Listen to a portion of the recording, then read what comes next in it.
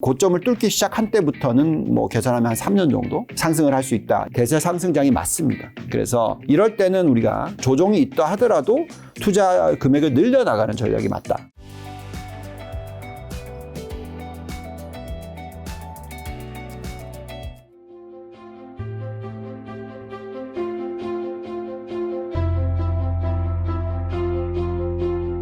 본부장님 요즘 이제 운영하시는 계좌들 수익이 굉장히 좋다고 알고 있는데 강한 이유가 있는 미증시, 시간 조정 필요하지만 기회.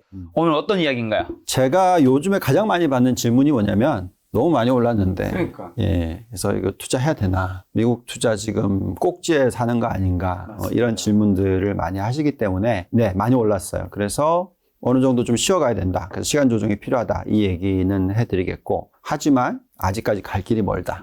그래서 그 기회에 대해서 오늘도 좀 더 얘기를 해보겠습니다. 지금 전략이 중요한 부분이 뭐냐면 팔고 나가는 게 아니라 뭐 좀 부담스러우시다면 그냥 뭐 이렇게 적립식 투자하는 것처럼 분할 매수하는 게 참 좋아요. 얼마 전에 한 분이 지방에 계신 고객분이 오셨는데 매달 500만 원씩 2028년까지 투자하겠다. 그러면서 이제 설정을 하셨어요. 그런 식으로 장기적으로 좀 보시고 미국은 좀 투자를 하는 게 중요할 것 같습니다. 미국 증시 얼마나 올라갈까? 조정은 왜 필요할까? 뭐 이런 부분에 있어서 많이들 궁금해 하시니까 시원스럽게 답변을 드리도록 하겠습니다. 저희가 지난번에 왔을 때도 좀 비슷한 얘기를 해드렸던 것 같은데 3개월이 지나갔는데 거의 비슷한 그런 상황입니다. 그렇지만 좀 더 정확한 모습이 나오고 있긴 합니다. 자, 지난주에 이제 흐름을 보고 있으면은요, 좀 쉬어가는 모습이 나오긴 했어요. 나스닥이나 나스닥 100 같은 경우에 가장 대표적으로 많이 오른 게 나스닥 100인데 조금 쉬는 모습이 나오고 있습니다. 그렇지만 지난 1년으로 보시면 가장 상승률이 높죠. 그리고 최근 보면은 이제 러셀 2000이라고 중소형주들이 지난주에 올라오면서 제법 상승률이 좀 따라가는, 쫓아가는 그런 모습을 보여주고 있습니다.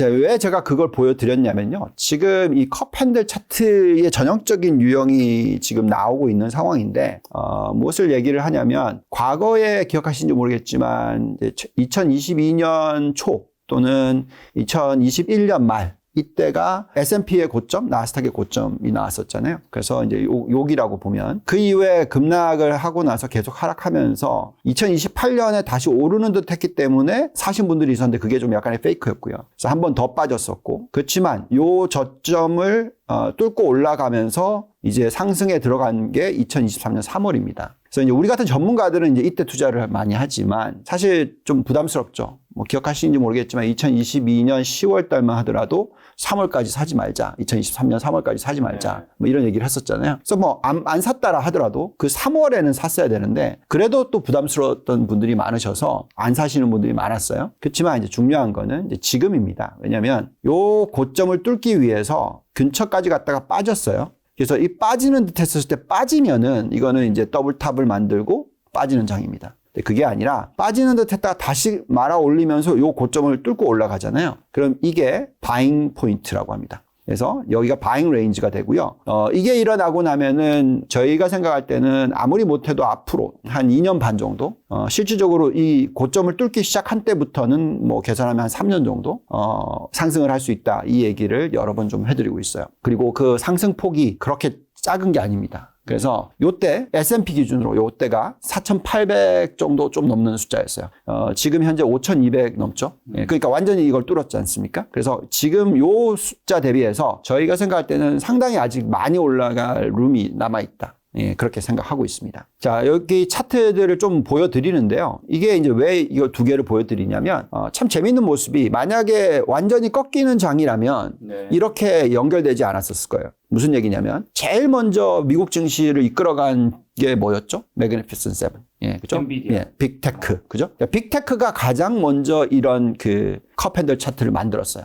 그리고 나서 그 다음에 바톤 터치를 한 게 뭐냐면, 나스닥 100입니다. 그리고 나서 똑같이 또 모습을 보인 게 S&P 500이에요. 그리고 가장 마지막에 지금 딱 이게 만들어지고 있는 게 뭐냐면 나스닥 전체 지수입니다. 왜 그러냐면 처음에는 7개 기업이 그죠? 그 다음에 100개 기업, 그 다음에 500개 기업, 나스닥 지수는 2,500개 기업. 뭘 말씀을 드린지 알겠죠? 처음에는 대장주부터 시작해서 계속해서 지금 점차적으로 이게 늘어나고 있다는 거죠. 그러면 이건 뭐냐면 대세 상승장이 맞습니다. 그래서 이 마켓 브레스라고 해요. 그러니까 마켓의 어떤 그 범위, 가 계속 상승을 하는 주기의 모습을 보여주고 있다. 그래서 이럴 때는 우리가 계속해서 좀 조정이 있다 하더라도 투자 금액을 늘려나가는 전략이 맞다. 이렇게 말씀을 드리고 있습니다.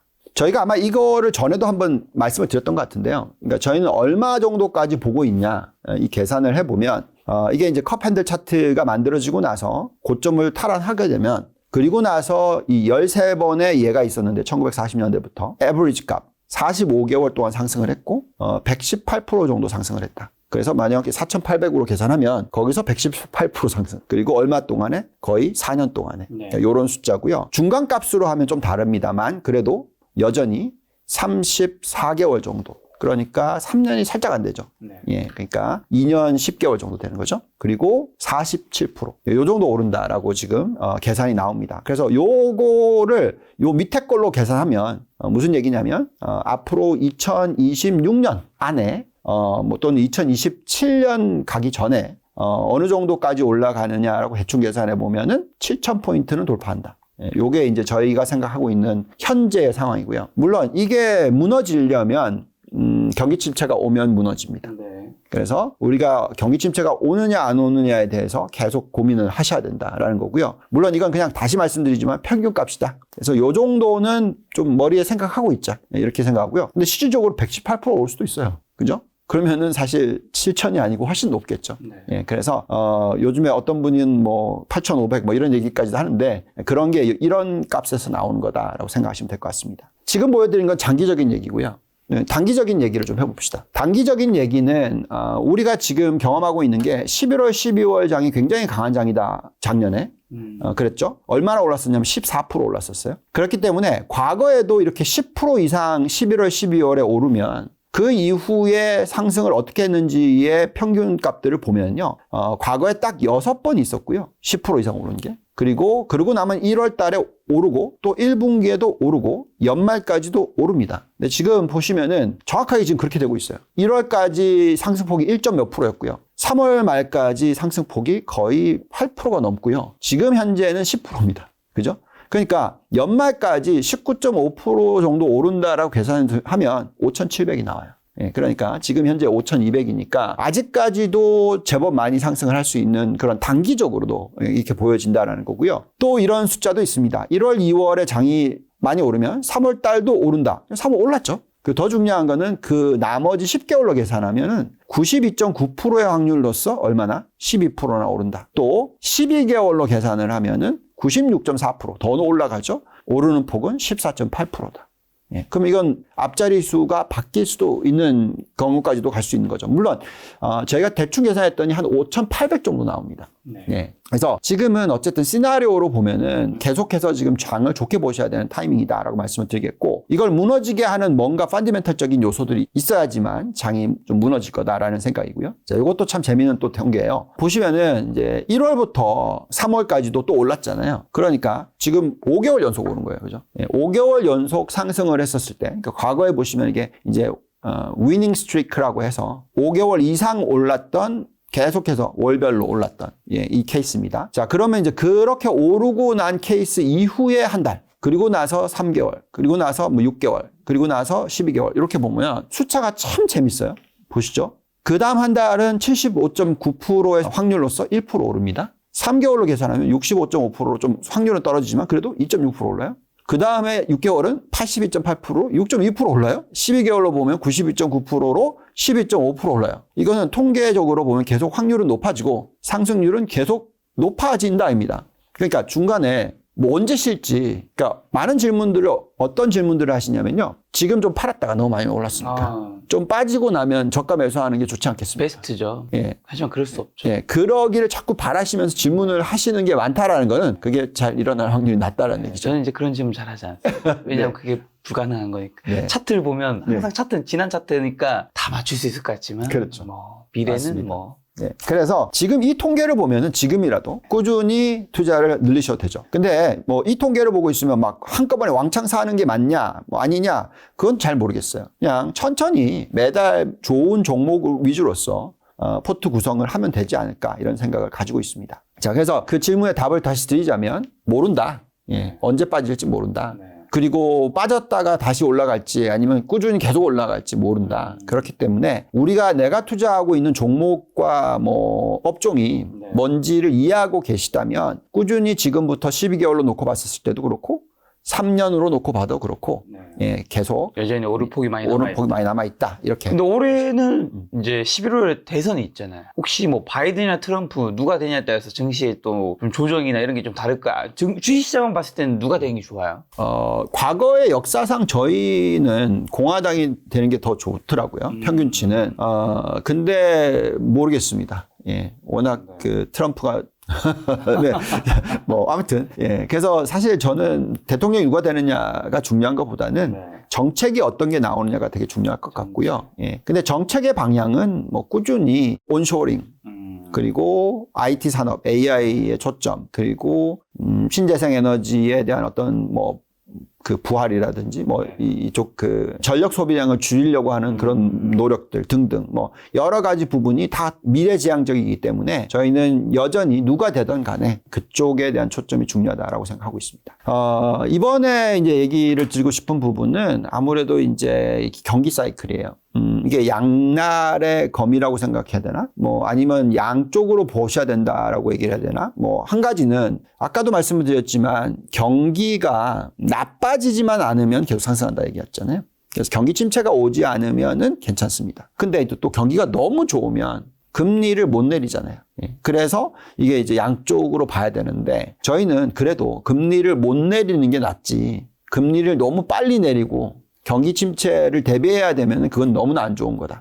예, 그래서 지금 현재 경기 사이클이 예상보다 좋다라는 것이 오히려 주식시장에는 중장기적으로서 좋은 모습이다라고 말씀을 드립니다. 자, 얼마 전에 이 PC 인플레이션 숫자들이 나왔어요. 보고 있으면은 이건 이렇게 보고 있으면 참 안정적이다라고 생각하시면 돼요.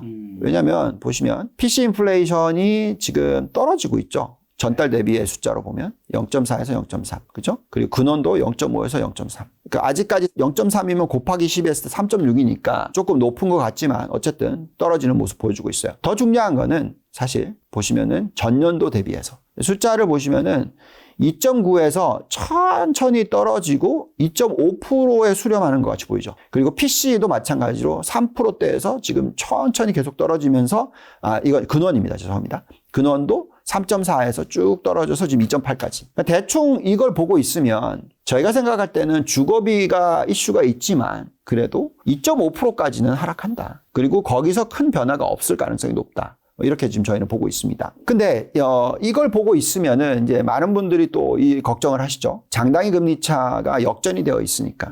예. 그렇기 때문에 장단기 금리 차 역전이 되고 나면 보통 24개월 뒤에 경기 침체가 왔다 하더라. 이게 평균값이에요. 그래서 벌써 지금 장단기 금리 차가 역전이 되는 요때, 그렇죠? 요때에 비해서 지금 벌써 이만큼의 길이가 지났는데 이게 벌써 얼마나 됐냐면 1년 반이 지났습니다. 그러니 이제 뭐 6개월밖에 안 남은 거 아니냐 뭐 이렇게 걱정을 하실지 모르겠으나 저희가 판단하기에는 사실은 이 장단기 금리 차 역전된 거에 10년 마이너스 3개월짜리가 여기서 다 되돌아가서 플러스 되고요. 그리고 더 올라갔을 때 경기 침체가 온다. 보시면은 빨간색을 보시면은 이렇게 올라가고 나니까 오죠. 여기서 올라가니까 오죠. 여기도 올라가니까 옵니다. 그죠? 또 올라가니까 옵니다. 그래서 플러스 전환이 되고 난 뒤에 오는 게 대부분의 평균값이에요. 그래서 저희는 이제 그걸 어떻게 계산할 수가 있냐면 지금 우리가 경기가 좋다고 얘기했죠. 그래서 장기 금리가 빠르게 많이 떨어질 것 같아 보이잖아요. 이제는. 자, 그러면 지금 현재 4.3이에요. 그냥 가정을 그냥 4.3에서 안 움직인다고 칩시다. 이제 미 연준의 입장에서는 이제 금리를 내려주는 상황으로 가고 있잖아요. 근데 아까 보여드렸던 PC 인플레이션 2.5%예요. 그러면은 금리는 그 2.5%보다는 좀 1에서 2% 정도 더 높게 그렇게 생각하면 지금 현재 금리가 5.25에서 5.5잖아요. 그러면 얼마까지 떨어뜨려 줄 수 있냐? 4%대까지는 떨어뜨려 줄 수 있다. 그러면 지금 금리 대비해서 1.25에서 1.5% 정도를 떨어뜨려 주는 구간이 앞으로 나올 수 있다. 이렇게 생각합니다. 자, 그렇게 되면 장기 금리가 안 빠지면은 1.25, 1.5% 떨어뜨려 주면 이게 어떻게 되죠? 플러스가 되겠죠. 장기금리 안 빠지고 왜냐하면 기준금리는 단기금리에 연결되어 있으니까. 그래서 플러스 전환이 되고 나서 경기 침체라는 거죠. 그럼 무슨 얘기냐? 우리는 어떻게 봐야 되냐? 미 연준이 도대체 언제까지 금리를 1.5% 떨어뜨려 주냐? 그거의 기간 동안에는 여전히 장기 괜찮다. 저는 그렇게 생각하고 있습니다. 그래서 오히려 요즘에 뉴스 나오고 있는 게 금리를 천천히 내려줄 거다 이런 얘기 하잖아요. 네. 그래서 한 번이든 두 번이든 내려주는 방향이 중요하다 저희는. 물론 올리면 이제 골치 아프다.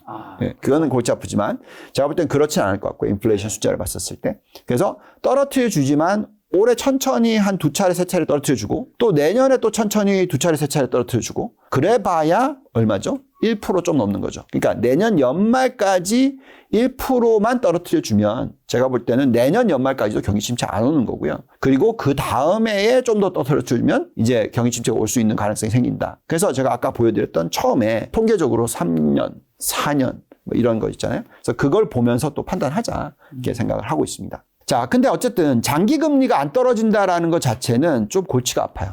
예, 왜냐하면 장기 금리가 떨어져 줘야지 모든 업종들이 다 좋아요. 왜냐하면은 그게 이제 이자 비용이 줄어드는 거잖아요. 그래서 지금 같이 경기가 안정적으로 이제 올라가고 있는데 만약에 확장 국면이 그렇게 세지 않으면은 계속 부익부 빈익빈 현상이 일어날 수 있어요. 왜냐하면 금리도 안 떨어뜨려 줄 거고 그리고 좋은 업종들은 좋기만 하고 안 좋은 업종들은 계속 안 좋고 이런 모습이 나옵니다. 근데 보시면 미국의 ISM PMI 지표가 제조업 PMI 지표가 과거에 이렇게 훅 빠지면 훅 올라가잖아요. 훅 빠지고 훅 올라가고 근데 보시면 훅 빠지고 나서는 천천히 올라요 지금.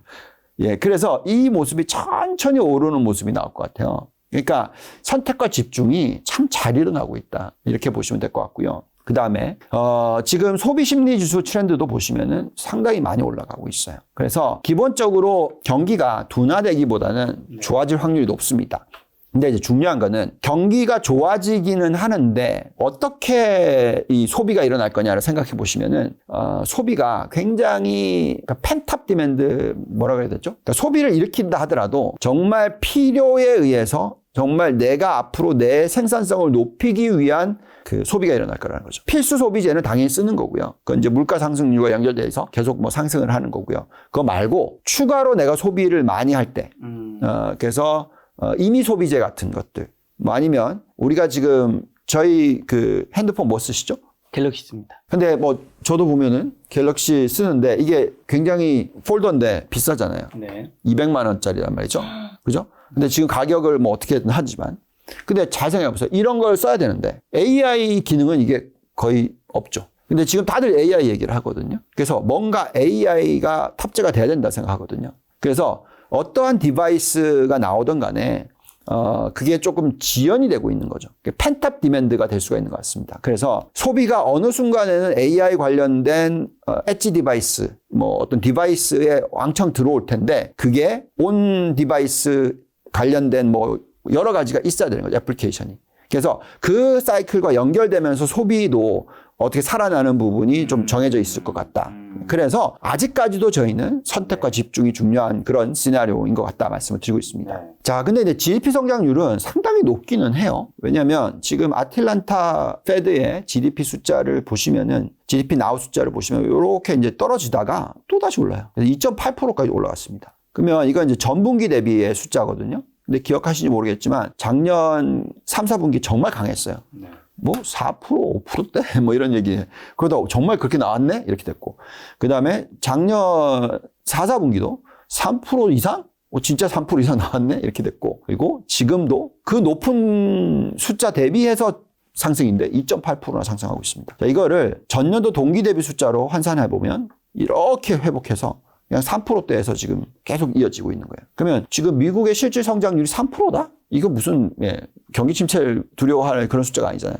상당히 강하다는 거죠. 근데 이 3%의 성장 중에서 제가 볼 때는 절반도 안 되는 게 고용 쪽이고요. 사실 거의 4분의 3은 생산성 향상 때문에 온다라고 생각합니다. 그게 또 AI랑 연결돼 있어요. 그래서 저희는 계속해서 그거를 보면서 판단하는 게 중요하다고 얘기하고 있습니다. 자, 그렇지만 어쨌든 간에 우리가 이제 투자라는 건 주식만 하는 게 아니니까 채권도 해야 되고 뭐 여러 가지 자산 배분을 해야 되니까 국채의 금리에 있어서의 관심 굉장히 필요하죠.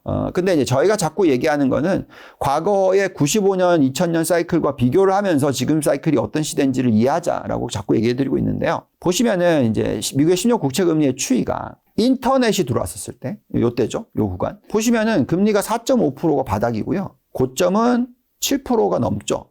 아주 높았을 때는 거의 8%입니다. 네. 굉장히 높은 거잖아요. 근데도 뭐 어떤 경기 침체가 오지 않았고요. 계속해서 성장을 했고요.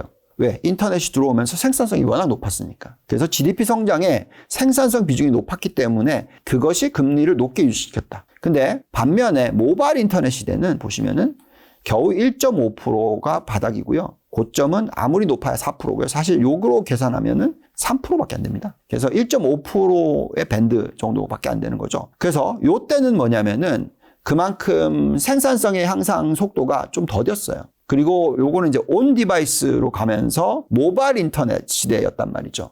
그래서 실질적인 성장이 굉장히 선택과 집중이 됐다라고 얘기를 해드릴게요. 자, 근데 지금 시대는 어떠냐? 이때는 인터넷 인프라를 깔던 데고요. 이때는 이제 전체적인 상승이고요. 그래서 지금은 또 어떤 때냐? AI 인프라를 까는 때입니다. 그래서 요 성장률보다 훨씬 높을 거다라는 거죠. 그래서 요 성장률만큼 높을 거냐? 그건 잘 모르겠어요. 그렇지만 어쨌든 간에 지금 이 생산성 증가율이 2.5%나 되고 고용 관련 성장률이 명목상으로 2.5에서 3.5%나 되면 실질 성장률은 5에서 6% 시대인 거죠. 그래서 AI 시대에는 10년 국채 금리가 3에서 5% 정도는 돼야 된다. 그러니까 지금 우리가 4.3에 있잖아요. 그래서 5%까지 이렇게 훅 올라가면은 빠지지만 많이 떨어질 가능성은 한정적이다. 그래서 앞으로는 금리에 대해서 너무 기대치를 높이지 말자. 그러니까 떨어지면서 채권 수익률이 많이 늘어날 거에 대한 생각을 좀 많이 줄이시는 게 좋겠다. 이 얘기를 자꾸 해드리고 있습니다. 이거를 실질금리로 보면 더 뚜렷하게 나타나는데요. 인플레이션을 뺀 숫자죠. 보시면은 2에서 4% 시대, 0에서 1.5% 시대, 이제는 1에서 2.5% 시대. 요거를 항상 생각하시면서 투자하는 게 중요하지 않을까 이렇게 생각을 하고 있습니다. 자, 그 다음에 요즘에 일본 투자들 많이 하시잖아요. 엔화의 절상 가능성에 대해서 또 얘기들을 많이 하고 계시거든요. 근데 제가 볼 때는 그것도 리스크가 좀 커요. 왜냐면 아까 지금 미국의 금리가 많이 떨어져 봐야 3%라고 얘기했잖아요. 그런데 일본의 금리는 많이 올라봐야 1%, 많이 올라봐야 2%. 그게 맥스거든요. 그러면 여전히 미국의 금리가 일본의 금리보다 높아요. 높다. 게다가 정부 부채 비율이 미국보다 커요. 여기에 또 일본의 민간 부채가 미국보다 훨씬 커요. 자, 그러면 금리가 많이 오를 수가 없어요. 많이 오를 수 없다. 네. 그러면 엔화 강세에 대한 기대치를 낮추셔야 돼요. 그러니까 금리를 올렸는데도 불구하고 다시 올라가잖아요. 엔화가. 그래서 많은 분들이 이거를 투자를 하세요. 이 엔화를 가지고 26 이하나 일본에 상장돼 있는 20년 장기 국채 투자, 미국. 이걸 하세요. 왜 하시냐면 금리가 빠질 거라 생각하시고 그다음에 엔화는 절상될 거라 생각하니까 두 개를 다 수익을 내겠다. 이 계산상으로 이걸 사시더라고요. 근데 아까 말씀드렸듯이 금리는 생각보다 더 떨어질 수 있고 또 엔화는 생각보다 덜 절상될 수 있고 그러면 이거에 대한 수익률은 어떻게 나올까요? 4%에서 그렇게 높지 않을 거다. 또 어느 정도 구간에 최소 앞으로 2년 동안에. 그래서 저희는 채권 투자에 있어서 좀 조심하자라고 자꾸 얘기를 해드리고 있습니다. 근데 그렇다 하더라도 수익률이 마이너스다 이건 아니고요. 수익률이 상대적으로 좀 적을 거다. 이렇게 얘기를 해드리고 있어요. 그래서 저희가 포트폴리오 구성을 이제 이렇게 지금 가져가고 있습니다. 주식에 대한 비중이 높아야 된다. 네. 그러니까 경기가 계속해서 안정적인 성장률을 보여주고 또 여기에 역할을 하는 게 AI가 들어오고 있고 그럴 경우에는 여전히 관련된 주식을 투자를 하셔야지 경기가 안 좋아질 것을 예상하시면서 채권 투자를 왕창 늘리시면 안 된다. 보통 6대4 전략이라고 얘기하잖아요. 6대4. 그래서 60% 주식, 채권 40인데 저희는 그것보다도 더 절반이죠. 채권의 비중을. 그만큼 많이 줄여놨습니다. 그리고 또 많은 분들이 또 이 비트코인이나 이더리움 이런 투자 하시거든요. 금 투자. 저희가 이건 해야 된다고 얘기를 해요. 근데 비중을 어떻게 해야 되냐면 지금 저희가 대충 계산해 보니까 이제 글로벌 대체 자산의 규모가 글로벌 총 자산의 한 11% 정도 돼요. 그러면 대체 자산 투자 비중이 전체 포트폴리오의 10%를 넘어가는 건 좀 많은 거예요. 근데 그러면은 대체 자산을 10% 정도 들고 가자. 말이 돼요. 근데 이미 벌써 비트코인과 이더리움 가상화폐 시장이 미국 나스닥 시가총액의 거의 7%를 돌파를 했어요. 그 숫자는 굉장히 큰 겁니다. 왜냐하면 사실 잘 생각해 보시면 나스닥이랑 비트코인은 좀 비슷하게 움직이는 케이스가 많잖아요. 그리고 둘 다 어떻게 보면 이제 성장 관련된 쪽이니까. 그래서 저희는 그 비율이 깨질 거라고 생각하진 않아요. 그래서 한 7% 정도에서 8% 정도의 비율로 생각하고 있어요. 그래서 제가 한 7, 8% 정도 투자하자. 네, 이렇게 얘기를 하고 있는 겁니다. 그래서 지금은 어쨌든 비트코인이든 이 성장 관련된 쪽이든 우리는 뭐 이걸 포함하는 게 가장 먼저 그 컵핸들 차트를 만들었던 업종이 뭐냐면 반도체예요. 필라델피아 반도체 지수. 네. 그러니까 이렇게 올라간 게 가장 많이 올라가고 빠르게 올라간 게 필라델피아 반도체 속수입니다. SOX. 네. 그래서 그걸로 보고 있으면 여전히 지금 현재 시점에서는 대장주 위주의 AI와 연결되어 있는 업종들에 대한 투자가 중요하다라고 말씀을 드리고 있고요. 그래서 선진국에서는 그냥 나스닥 100입니다. 그래서 신흥국에서는 그냥 한국과 대만입니다. 그러니까 저희가 한국과 대만에 대해서 지금 계속 좋게 보고 있어요.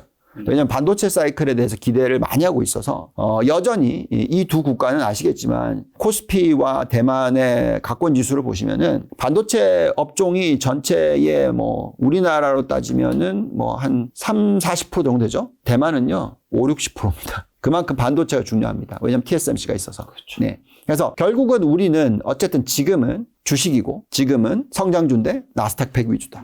예, 이렇게 말씀을 드릴 수 있을 것 같습니다. 여기서 코인 말씀해 주셔서 비트코인 앞으로는 좀 어떻게 보세요? 지금 뭐 1억 갔다가 9,500, 지금 600 뭐 그 사이 와 있는데. 저희는 이제는 어떻게 생각하냐면 나스닥과 나스닥 100이 움직이는 상승률 있잖아요. 그러니까 그거의 전망치에 맞추어서 똑같이 비트코인과 이더리움, 그러니까 전체 가상화폐 말고요. 요 두 개의 상승률이 그것과 비슷한 숫자가 되지 않을까. 이제 저희가 지금 아까 나스닥 100을 좋게 본다고 얘기했죠. 네. 가장 상승률이 높다고 생각합니다. 네. 그렇기 때문에 당연히 비트코인과 이더리움도 그 정도의 상승률로서 갈 수 있다. 네. 왜냐하면 비중으로 저희가 계산하고 있으니까. 근데 투자 전문가분들도 네. 비트코인을 포함한 어쨌든 가상화폐 이런 좀 자산 투자를 완전 긍정과 부정으로 나뉘잖아요.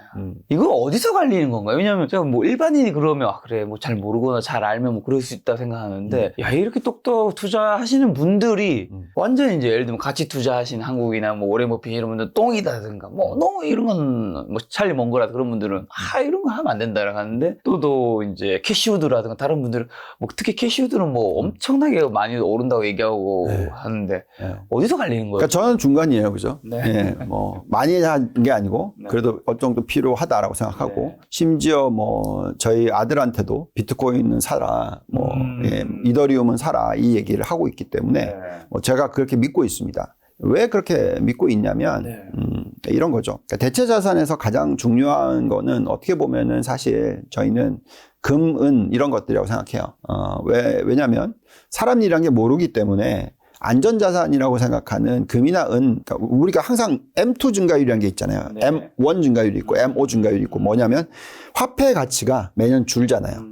예, 그래서 그걸 대신하는 뭔가 가치가 안 줄어드는 거를 사는 것이 대체 자산인데 그게 과거에는 금과 은이었어요. 그러니까 그걸 잘 생각해 보시면 전쟁이 일어나요. 전쟁이 일어나면은 뭐 들고 가야 될 거 아니에요. 들고 가야죠. 예. 그러니 금이나 은 또는 뭐 다이아몬드, 귀중품이 굉장히 중요했단 말이죠. 예, 그래서 이제 그 기본적인 어떤 화폐가 나라가 망하면 뭐 그렇잖아요. 그래서 결국은 그렇기 때문에 일정 부분을 가져갑니다. 자, 근데 제가 생각할 때는 왜 비트코인이 확연하게 그런 어떤 모습을 보였냐면요. 참 시대에 안 맞게도 우리가 지금 전쟁의 시대에 살고 있잖아요. 네, 그렇죠. 예, 러시아 우크라이나 전쟁이 일어났죠. 네.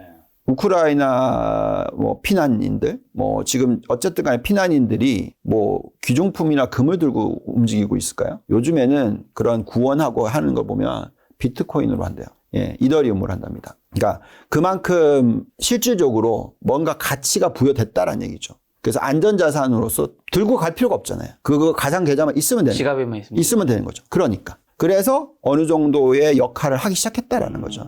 그래서 그걸 생각한다면 제가 생각할 때는 어느 정도는 투자를 해야 된다. 그런데 어떤 분들은 10억 간다. 이런 사람들 있잖아요. 캐시우드는 얼마 얘기했었죠? 몰라요. 엄청 높게 얘기했는데. 그거는 좀 말이 안 된다고 저는 생각해요. 왜냐하면 나스닥의 시가총액이 지금 7%인데 나스닥이 안 움직인다고 칩시다. 그럼 뭐 나스닥의 시가총액이 70%가 돼야 돼요? 그거는 금이나 은도 그렇게 된 적이 없는데, 그러니까 그거의 효과를 뭘로 보느냐에 따라서 틀려요. 그러니까 아마 캐시우드나 그런 분들은 그런 대체 자산의 효과라고 생각하지 않고 실질적으로 이걸 가지고 화폐라고 생각하는 거지. 사고 팔고 할 수 있다. 또 굳이? 왜? 그죠? 달러를 쓸 수 있고 신흥국으로 보면 위안화를 쓸 수 있는데 굳이 왜? 예, 이렇게 저는 생각하고 있고요. 그래서 저는 어쨌든 좋게 생각합니다. 근데 이제 너무 이제 가게 생각하지 말자. 네.